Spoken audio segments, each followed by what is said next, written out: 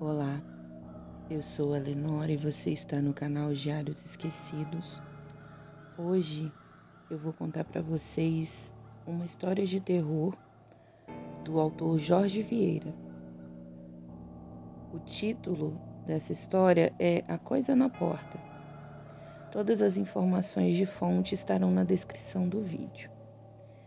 Já peço para vocês de antemão que, se gostam do meu conteúdo, deixe seu like, faça um comentário e recomende o vídeo a alguém que você acha que pode gostar. Bem, vamos lá? A Coisa na Porta, por Jorge Vieira. Poucas pessoas são realmente capazes de apreciar a beleza da ignorância. Invejo os que sorriem tranquilos e que, obviamente, não passam pelo que passei ou viram as coisas terríveis que vi. Nas horas vazias, quando meu pensamento voa livre, sou transportado para aquela casa onde vivi os momentos de mais puro terror. Ainda estremeço ao lembrar daquele som rítmico e abafado de batidas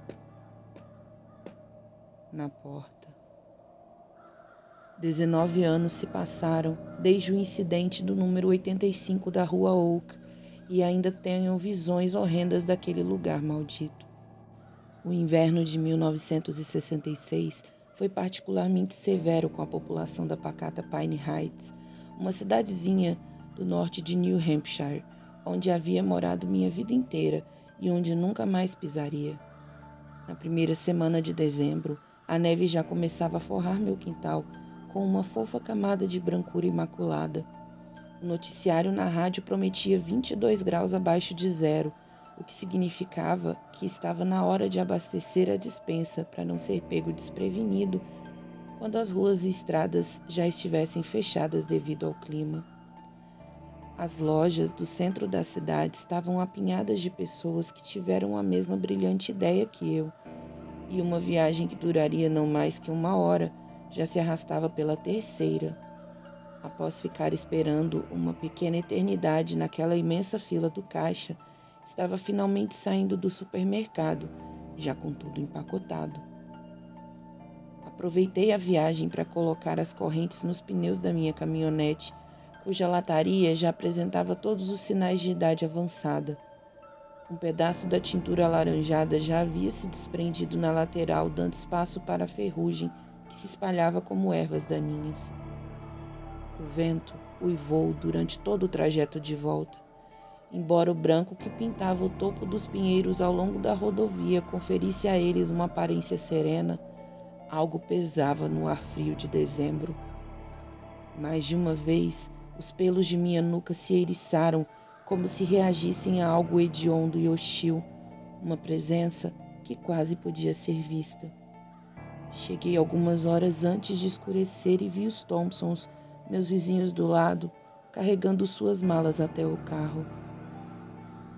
Eric e Lily formavam com seus 2 filhos a típica família americana, daqueles que vemos em anúncios de jornal e ouvimos nas radionovelas. Quando me mudei para Pine Heights, alguns anos após a guerra, eles foram os primeiros a me darem as boas-vindas. Pouco tempo depois de minha chegada, vieram seus filhos. Primeiro Edgar e, 3 anos depois, Hannah. Trocamos acenos breves enquanto Eric contava sobre a visita que faria à sua sogra na Flórida. Ela nos chamou para passar o Natal por lá, disse entusiasmado, enquanto eu descarregava minhas compras da caminhonete.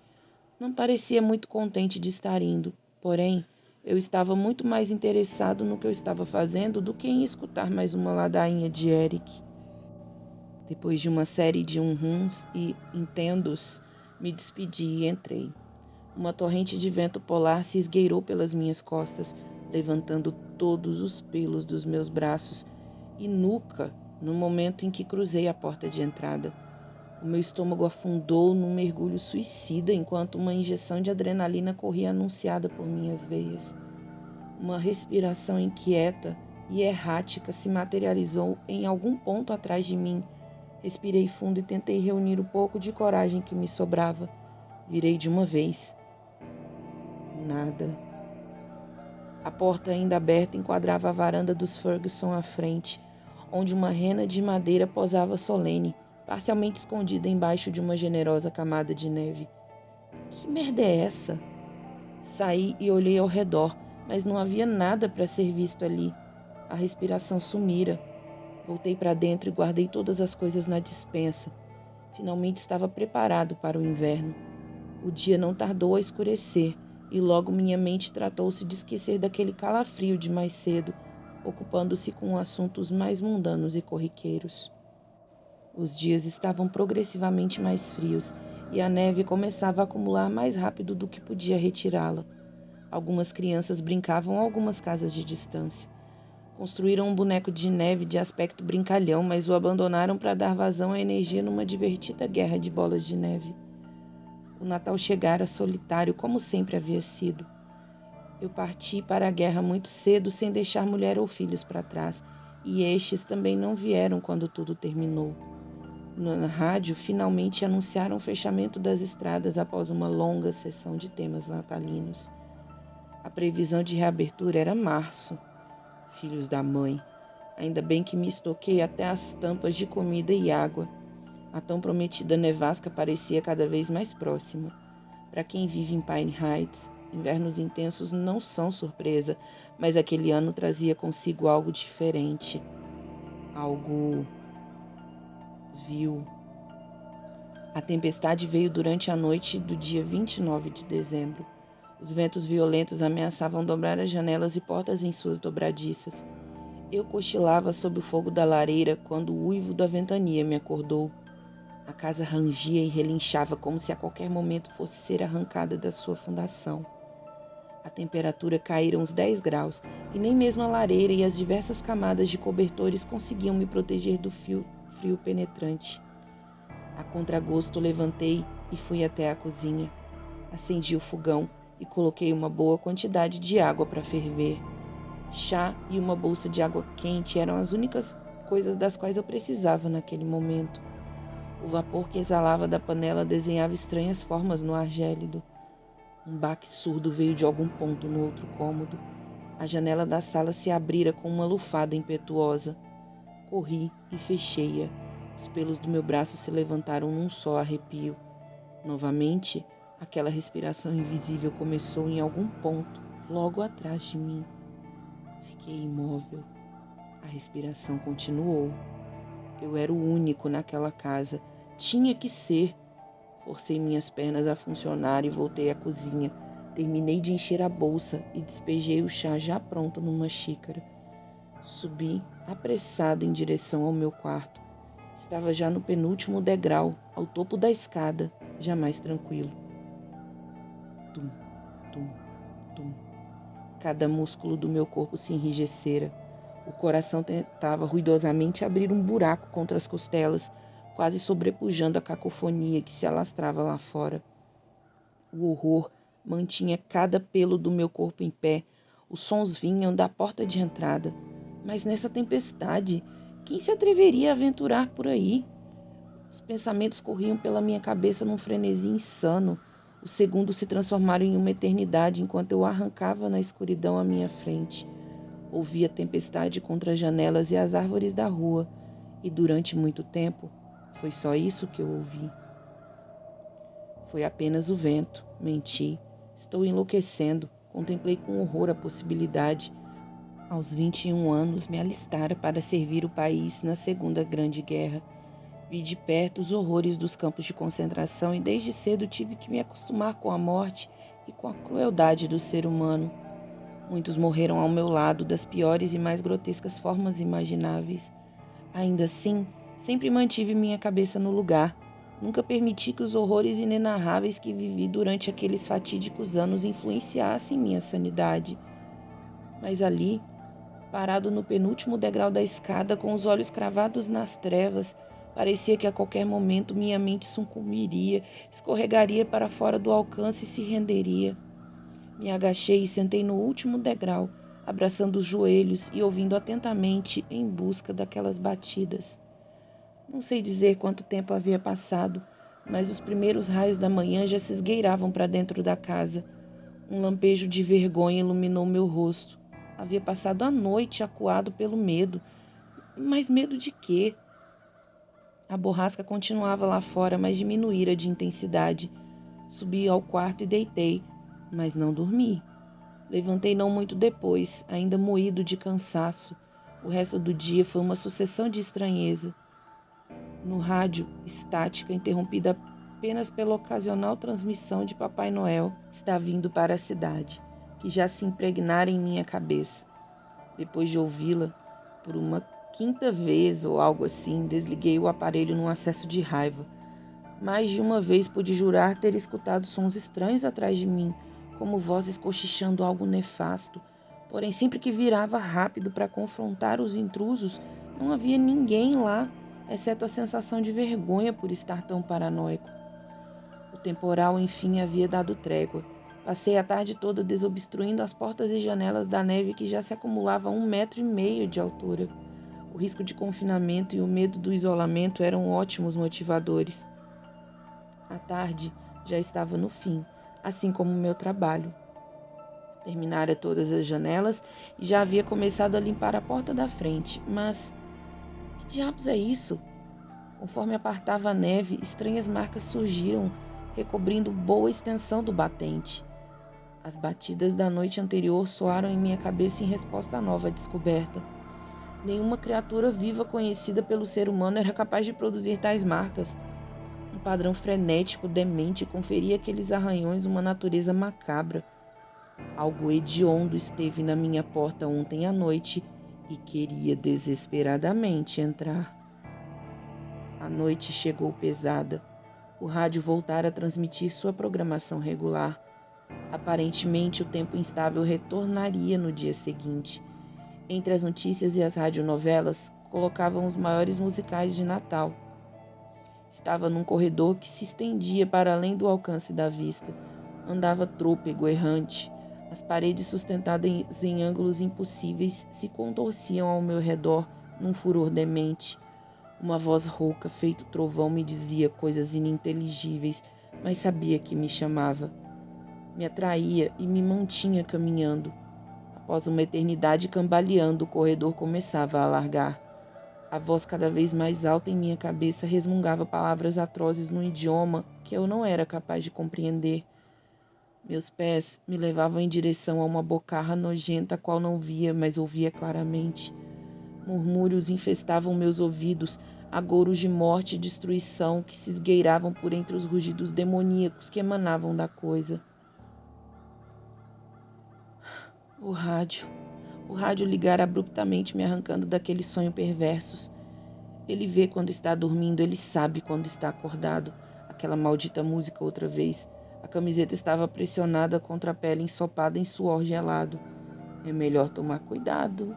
É melhor não chorar. Papai Noel está vindo para a cidade.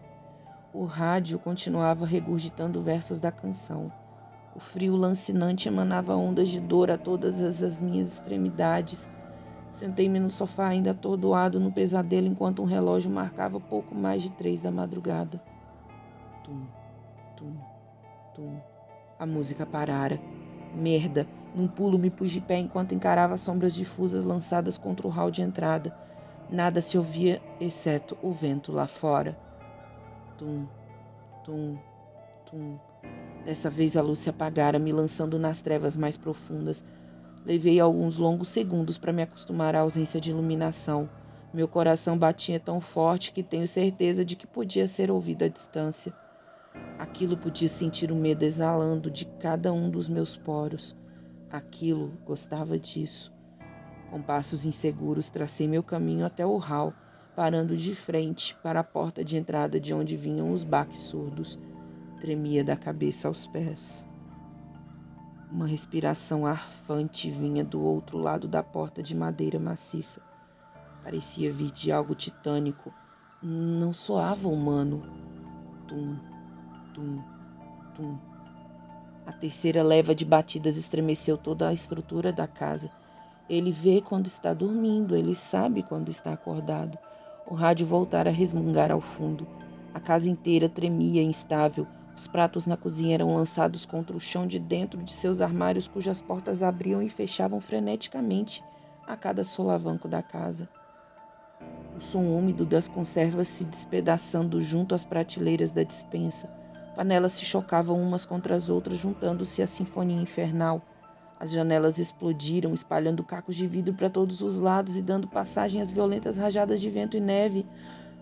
Um brilho funesto emanava das frestas da porta, intensificando-se cada vez mais ao ponto de me fazer levar as mãos ao rosto para evitar que fosse ofuscado. Uma voz blasfema trovejava comandos numa língua esquecida de algum lugar ancestral além daquela porta. Eu não entendia o que dizia, mas sentia. Queria que eu abrisse a porta, que eu deixasse entrar. Quem é você? Tentei me sobrepor ao caos que se alastrava na casa. O que diabos você quer? Os ventos cessaram. Tudo ficou em silêncio. A casa parecia uma zona de guerra. Os móveis e louças jaziam em pedaços pela casa, revirados e forrados por uma camada espessa de cacos de vidro e neve. A única coisa que permanecia era aquele brilho fantasmagórico que emanava das frestas e iluminava feito holofote, lançando sombras desfiguradas sobre as paredes. Com um rangido macabro, a porta se abriu. Fiquei momentaneamente cego com toda aquela luz que saía de dentro do portal. Quando ela finalmente dissipou, pude abrir os olhos. Acreditei por um segundo ter visto uma pomposa rena de madeira dos Ferguson exibindo-se graciosamente na varanda da casa à frente. Minha mente demorou a entender o que acontecia diante dos meus olhos. O terror veio como um soco no estômago. Não havia rena, nem casa, nem rua e nem nada. Estrelas morriam em explosões silenciosas, espalhando nuvens de poeira espacial para todos os cantos, enquanto outras se formavam numa dança ancestral. Planetas distantes e desconhecidos desenhavam órbitas concêntricas ao redor de enormes buracos negros. O cosmos descortinava adiante. Com terror percebi que boa parte do que havia estava sendo aos poucos consumido por uma entidade disforme, uma massa negra de bocas, dentes e olhos que se formavam e desapareciam. Tentar entender o que eu via era desafiar a própria sanidade. Eu só viria notar que havia urinado mais tarde. E então senti. A imensidão de olhos e bocas e dentes olhava para mim. Aquilo sentia que eu estava ali. Ele, ou isso, sabia. A voz de trovão ecoou nos confins do universo. Eu sou o devorador de mundos, sou o caos primordial. Estava no começo de tudo e serei o fim de tudo. Aquelas palavras vibraram em minha mente. Num movimento desajeitado, venci o medo, a distância até a porta, batendo-a num estrondo. Escorei-me contra a madeira e me deixei escorregar até estar sentado. A respiração ofegante se acalmava, dando espaço à estranha sensação de alívio que percorrera minhas veias. Ali, permaneci até amanhecer, quando recolheria minhas coisas e sumiria. Na manhã seguinte, o jornal local exibia sua manchete em letras garrafais. 1966 termina com um desaparecimento estranho. Damien Royce, 48 anos, continua desaparecido desde a noite do dia 30 de dezembro. A polícia ainda investiga o caso. Não há sinais de entrada forçada, mas a casa do ex-soldado havia sido revirada e seus pertences levados. Há possibilidade de fuga voluntária, embora os motivos ainda sejam um mistério. O clima lá fora já é de festa. Ainda é dia 30, mas as celebrações sempre começam cedo com os franceses. 1985 foi um ano até que bom. Não tenho muito do que reclamar. Todos estão querendo dar as boas-vindas a 86, mas não consigo evitar esse calafrio que sempre me dá nessa época do ano. Não importa quanto tempo passe, aquilo que vi sempre irá me acompanhar. Que estranho. Achei que tivesse fechado as janelas. 19 anos não são suficientes para apagar tudo da memória. Que barulho é esse? Alguém aí? Deve ser apenas um rato. O universo tem suas próprias maneiras de... É melhor tomar cuidado. É melhor não chorar. Papai Noel está vindo para a cidade. A música vem do rádio na sala. A respiração errática vem de algum ponto atrás. Que brincadeira é essa? Quem está aí? Tum, tum, tum. Fim. Bom, eu espero que vocês tenham gostado, né? Um conto um pouco diferente, mais sobrenatural, né? Mais uma pegada mais cósmica, né? Enfim. Então é isso, me ajudem a sair do flop. Um beijo, obrigada e tchau, tchau.